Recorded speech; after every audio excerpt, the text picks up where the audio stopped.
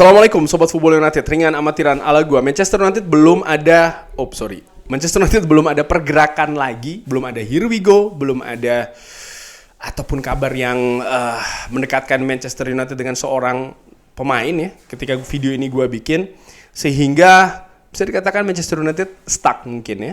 Tapi tentu saja di belakang layar manajemen Manchester United ini terus bekerja sangat keras ya untuk beroperasi di bursa transfer kali ini, bukan hanya terkait dengan mendatangkan pemain baru, tapi juga melepas pemain yang saat ini ada, karena Manchester United butuh pemasukan untuk bisa beroperasi di bursa transfer untuk mendatangkan pemain baru. Nah, yang ingin gue bahas di video kali ini yaitu adalah dari Opta Analyst, di mana dari Opta Analyst ini memberikan informasi kedalaman squad dari Manchester United sampai dengan sejauh ini ya.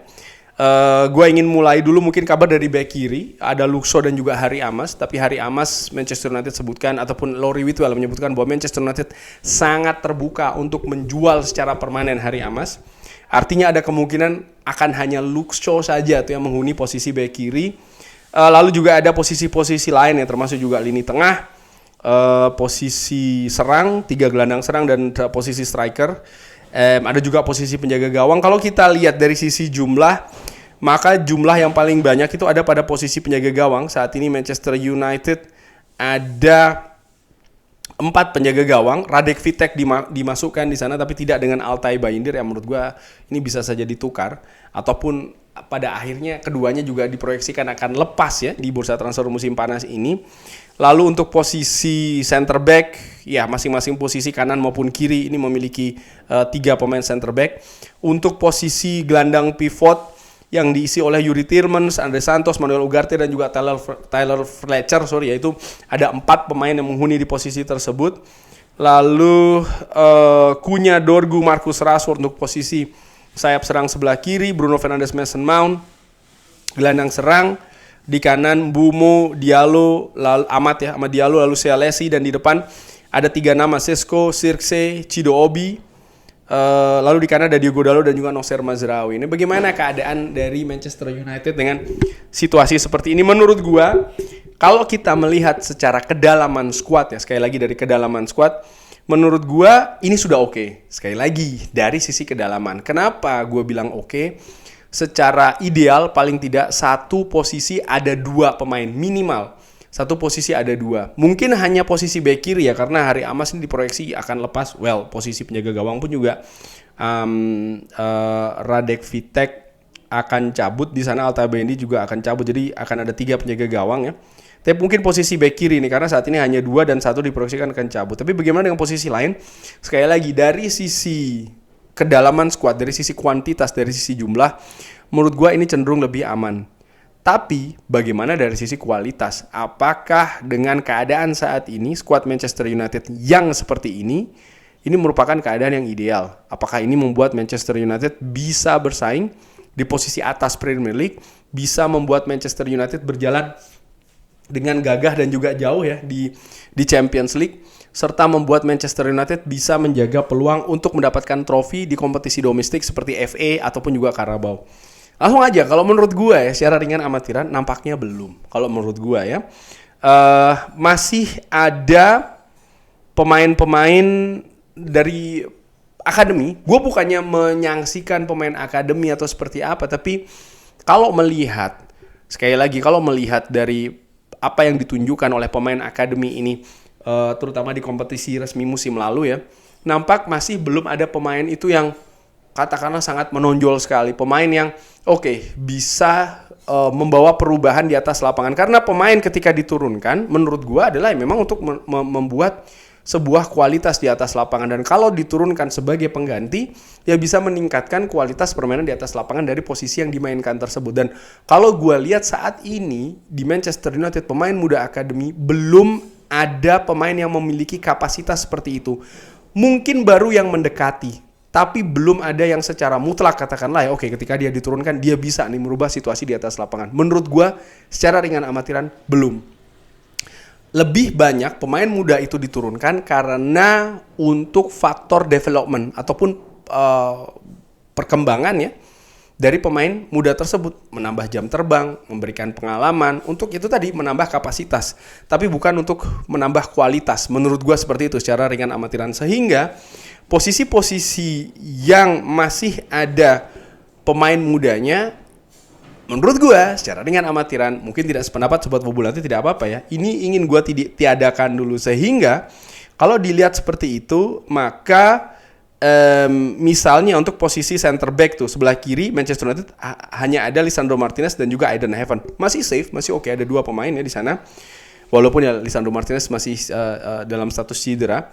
Nah, yang mengkhawatirkan adalah posisi gelandang itu, karena ada Toby Collier, Jack Fletcher, dan juga Tyler Fletcher serta Manuel Ugarte. Dan Ugarte katakanlah kita coret ya karena cedera panjang, diproyeksikan bahkan sampai 1 musim. Tyler Fletcher pun juga gue hilangkan dulu, gue tiadakan dulu.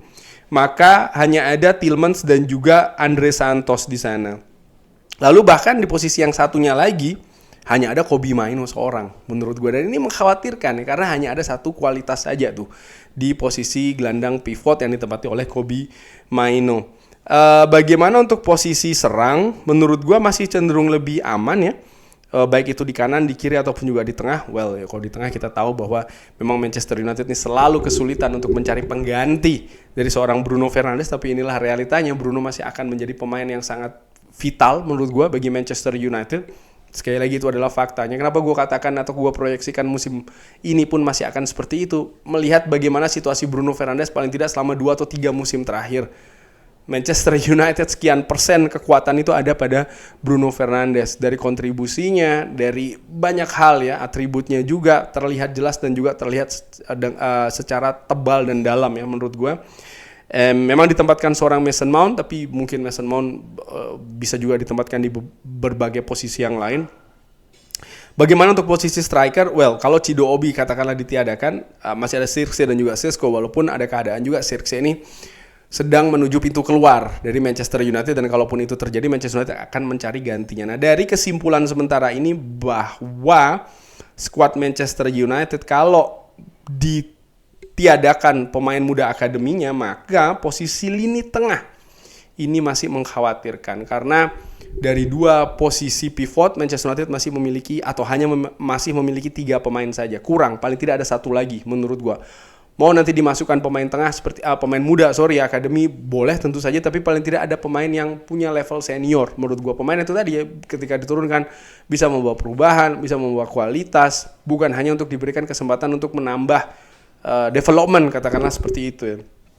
Jadi menurut gua sangat penting sekali bagi Manchester United untuk mendatangkan 1 pemain di lini tengah. Lalu back kiri tadi gue juga sebutkan ya bahwa katakanlah Hari Amas ini jadi cabut, Manchester United hanya memiliki seorang Luke Shaw. Ini sangat fragile, ini sangat rapuh menurut gue, sehingga prioritas saat ini adalah kalau menurut gue sih ideal versi gue tentu saja secara ringan amatiran, Manchester United butuh berupaya untuk mendatangkan 1 gelandang lagi dan juga 1 back kiri untuk menambal kedalaman dan juga kualitas tentu saja. Bagaimana dengan posisi lain? Ya itu bisa saja juga dilakukan. Tapi dengan keadaan, pemainnya dilepas, ada yang masuk. Misalnya seperti kayak posisi striker. Joshua Zirkzee cari yang minat dulu ya, dilepas, lalu dihadirkan pemain baru. Pun juga mungkin situasi dengan sayap serang sebelah kiri. Rashford misalnya, dilepas dulu, baru mencari gantinya. Dan kalau memang tidak terjadi pelepasan tersebut ya sudah dengan pemain yang seperti ini. Nah, secara keseluruhan, apakah dengan skuad ini yang tadi disebutkan itu ya, sekali lagi, sampai dengan sementara ini bisa membawa Manchester United berjalan jauh di Champions League? Ini butuh kerja keras dari head coach Manchester United, staf kepelatihan Manchester United. Bukannya tidak mungkin, tapi ini bukan tugas yang mudah kalau melihat raksasa-raksasa Eropa lainnya. Lalu bagaimana dengan di Premier League? Menurut gua pun juga demikian ya. Kalau melihat persiapan klub-klub lain, ini tantangannya besar bagi Michael Carrick. Michael Carrick yang membawa Manchester United finish di 3 besar musim lalu itu hanya berkompetisi di Premier League saja.